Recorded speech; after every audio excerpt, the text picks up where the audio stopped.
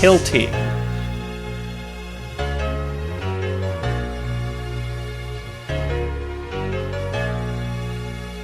Going on the list, there's every character has a combo that says tilting. So what that means is you take your left stick, whatever stick you're going to move with, and you tilt it and press circle. Now let me tell you what tilting does not mean, okay? Because this is what throws people off. They don't understand what it means. Tilting is not moving like this and then pressing circle.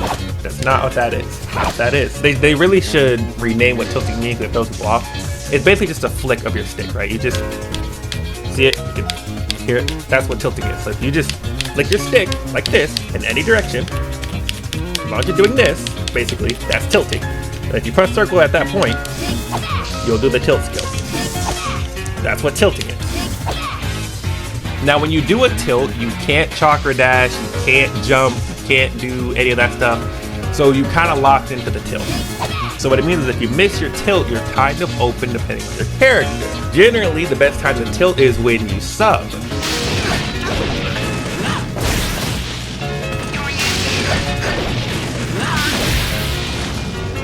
Tilting is just a really good way of getting off knocking the pressure off you. If you're on the defense, if you're getting hit, usually you want to do a sub and tilt. Because a lot of tilts would knock players away. That's why it's important to do a tilt after you sub. Now, this is not true with all characters. Some characters have tilts that are projectiles, which can still work on subs, but they can abuse it for a lot better than just doing it off of subs. So some tilts are only good off of subs. Some characters' tilts are useless and don't use them, like Hinata's tilt. I will never use it because it's just terrible. It's terrible off of a sub. Your opponent will be able to dash and beat it anyway. So someone like Naruto's tilt, Sasuke's tilt, a lot of characters have good tilts. Pain's tilt is just one of the most annoying ones.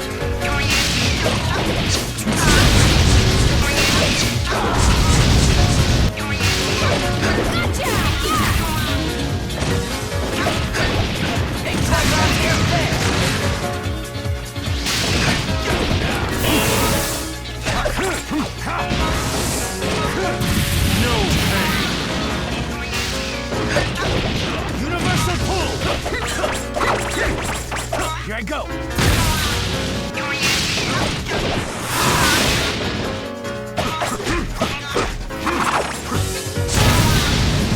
When you sub, if you're the one getting hit and you're on the defensive, when you sub, you don't always have to block or do a jutsu and waste chakra. Your characters have built-in tools to either get the pressure off of you, steal your turn back, go into a combo. Like I said, this varies for every character, so if you have a character you're playing, test their tilts out, see what they can do, and figure out the best time to use them. Like there are characters that have full screen tilts, so you can spam them easily. There are some characters that have tilts that just knock the opponent off you, which are more of the defensive tilt that you do after you sub to get the pressure off of you. There are some characters that steal your turn back, like Pain and Sakura's tilt. Each character's tilt can do something, except for characters like Hinata and other characters that tilts are just downright garbage and you should never use them. In those cases, you're better off doing their jutsu. After you're going to do anything, you're better off doing their jutsu or blocking or parrying, because some characters just have bad tilts. I'm sorry if you made a character like that. Remember, just practice flicking the stick. If you have to flick it and let go of the stick, do that. Do that. You're basically guaranteed to get tilt as long as you flick the stick and then let go of it. If you're still holding it, you might still be holding it even though you're flicking it, so make sure you're letting go of it to get that tilt. One of the last things I want to go over is recovery. So what that is when people get hit or by anything, or when they're on the ground, they tend to just lay there, and that's not really something you want to do. And then just right there, flipped up instantly instead of just laying on the ground. Now you can get your turn back. And it's quite an easy maneuver to do. When the moment you get knocked down, you can just hold X, you can tap X. Usually I prefer to hold it, Hold X here. And some characters can actually do that.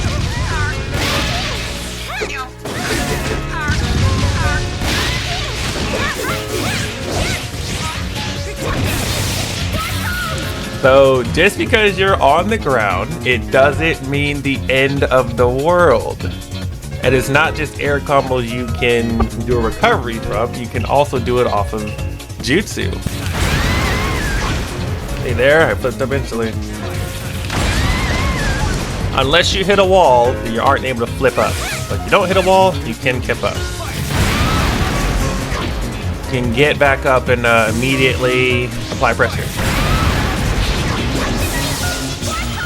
So just because you're on the ground doesn't mean you're out. And you can catch your opponent off very easily by just kipping up and dashing back after them again. Especially in the air. In the air, you're the most vulnerable. So letting them finish a combo just to do a recovery and dash at them is very crucial. I'll show you some examples of that.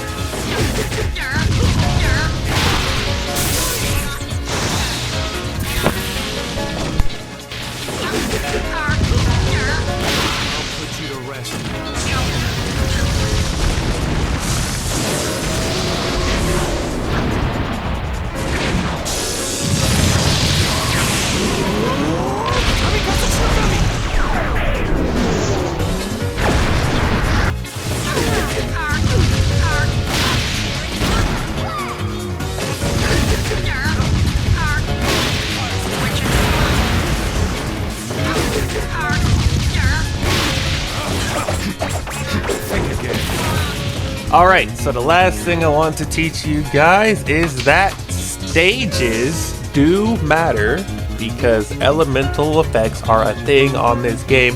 And I don't know if people notice this or not, but they're quite literally important. So let me tell you guys something that you guys may find baffling and may not have realized.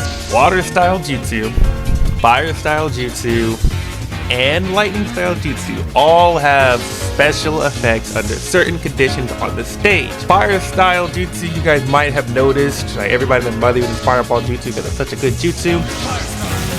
Look at Mecha Naruto's health.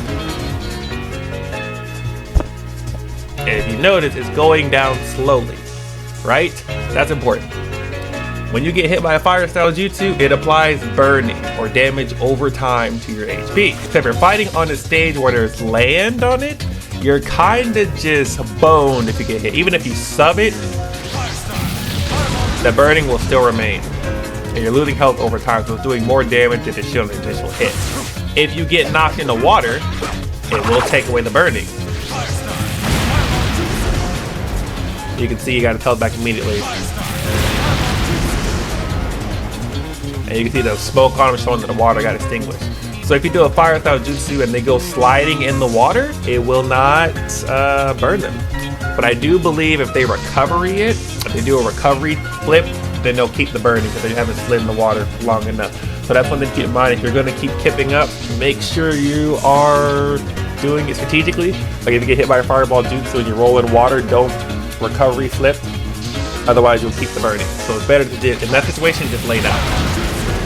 So the thing with water style jutsu is if you do a water style jutsu on the water or from the water, it'll do more damage. So I'll show you what this water dragon does on land. Subpar damage. And now I'll shoot it from the water. You notice it did a little bit more damage. I'll show it one more time for example.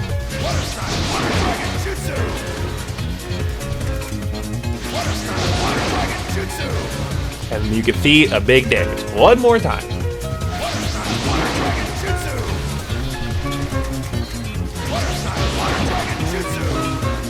So as you can see, the damage is a bit more. None of these things work in Awakening. If your character has skills in Awakening, they won't burn, they won't do more damage. It only has to be off a normal jutsu. And that's why stages are so important, and it's why Training Field is my favorite stage in the game, because not only is it a beautiful stage, but it also has everything you need to learn story completely. You have the land, you have the water, you have the buffs for the jutsu, you got the nerfs to the fireball jutsu. You can basically everything you know about story can be learned on this map, which is why I find it's one of my favorite stages to play on. Now keep this in mind about water jutsu, because if you pick a stage where there's nothing but water on the ground, which there are some, then your character has a huge advantage compared to other characters, because your jutsu will be able to hit harder.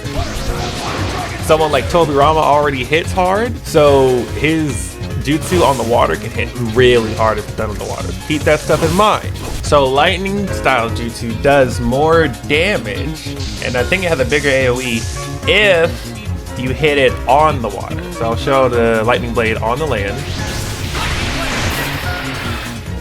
Alright, do it one more time. And then we'll do it on the water.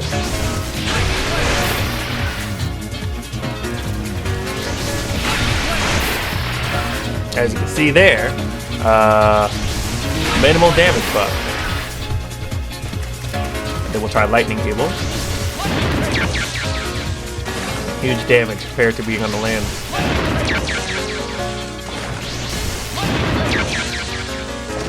Alright.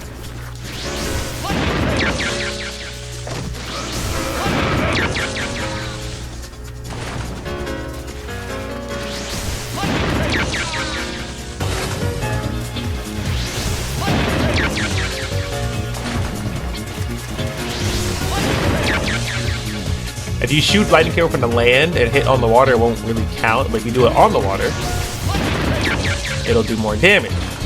We'll do lightning blade one more time to show that. The reason I bring this up is because if you have a combo that leads into a jutsu, depending on where you do it, it can do more damage. See, that would do a lot more damage because it's done on the water rather than the land. So that's why stages are important, and keeping in mind the stages you pick when you pick your character and the advantage your character will have to other characters is really important on Ninja Storm.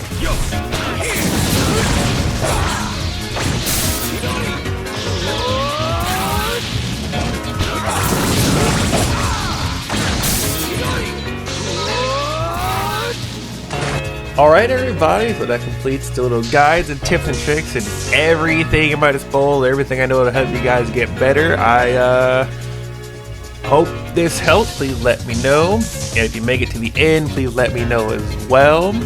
I think the only thing to do from here is do some character guides. If you guys have a specific character you might want me to help you with or show stuff with, then I can definitely train with them. And if there's a character I can use, I'll get to labbing, find out some stuff, and I'll make a video on said character. You know, let me know if this video was helpful to you. Let me know what your favorite part or segment of this video will be. Thank you guys for getting me 200 subs. Thank you guys for everybody that supported the Ninja Storm streams all this week. I did enjoy it. I met a lot of new people that were nice. It was very fun.